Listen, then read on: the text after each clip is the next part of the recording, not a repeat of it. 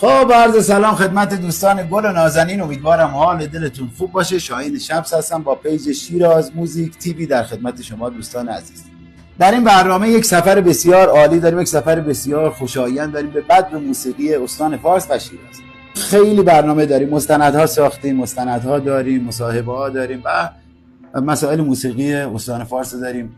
خلاصه طی تحقیقات ما یکی از خانواده ها خیلی زحمت کشیدن برای موسیقی استان فارس، برای موسیقی شیراز، نام موسیقی شیراز، و گفتیم برنامه رو با اسم ایشون شروع کنیم و با مستند ایشون و معرف حضور همه هستن استاد صمد عقاب. مرسی از خانواده بردیده، از مهران بردیده، دکتر مهران بردیده عزیز که همه مسائلی که ما نیاز داشتیم و در خدمت ما گذاشتن، خودشون هم همکاری کردن و در ادامه برنامه میبینید. دوستان گل، بچهای گل شیراز، بچهای کل استان فارس همکاری کنید. بالاخره فرهنگ و موسیقی و ادبیات استان میخوایم به همه کشور نشون بدیم، هرچند بالاخره میشناسن، اما خب خیلی مسائل هست که ما بین خودمون هست، فقط اینو منتشر کنیم و همه ایران موسیقی غنی استان فارس رو بشناسن. خیلی ممنون میشم که حمایت میکنید و اشتراک میذارید.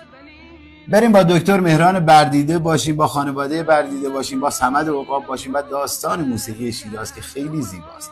صمد بردیده ملقب به صمد عقاب، متولد 1319 در شیراز، از خوانندگان به نام موسیقی شیراز است که نام و صدای دلنشینش با فرهنگ و موسیقی شیراز عجین شده و معرف این موسیقی است. این خواننده صاحب سبک احیا کننده موسیقی فولکلور شیراز و استان فارس همچون بیدگونی، سرکوهی، حاجیونی، میگلی و جهرومی می باشد و خالق بسیاری از آهنگ‌های شیرازی که ترانه سرایی و ساخت آهنگ با خود وی بوده است.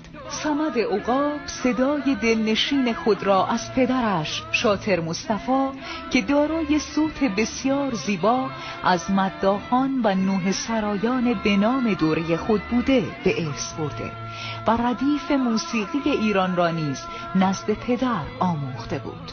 از سال